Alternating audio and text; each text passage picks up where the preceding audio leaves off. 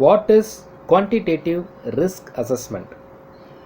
When we are able to gather quantitative data about our assets and risk, we can use that information to make data informed decision about risk. The process of using numeric data to assist in risk decision is known as quantitative risk management. Security professionals performing a quantitative risk assessment do so for a single risk assessment pairing at a time. For example, they might conduct an assessment based upon the risk of flooding to our data center. As they conduct the assessment, they must first determine the values for several variables. The first of these is the asset value or AV. They will call it as a AV shortly. This is quite simple and estimated value in dollars so that it can be assessed.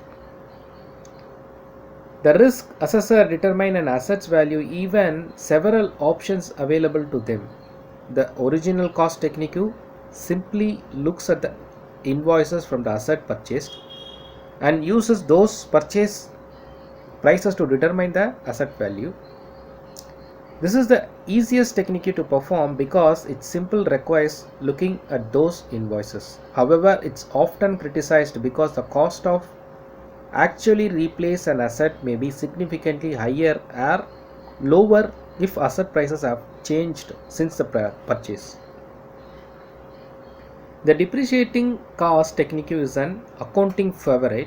This approach begins with the original cost of the asset and then reduce its value over time as the asset ages.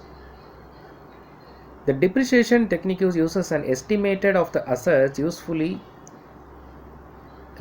life and then gradually decreases the asset value until it reduces zero at the end of its project lifespan.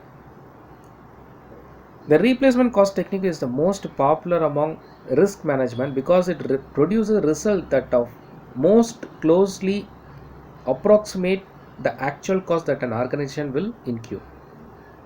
It goes out and looks at current supplier prices to determine the cost of replacing an asset in the current market and then uses the cost as the asset value. We may use this technique to value our data center at example $20 million because that's the amount of money that could be required to rebuild it after a disaster. The second variable that might be considered as the exposure factor, that is EF.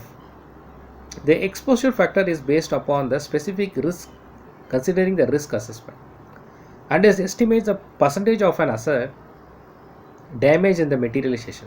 For example, if an expected flood might damage 50% of our data center, we set exposure factor may be 50% and this value will be the single loss expenditure called SLE.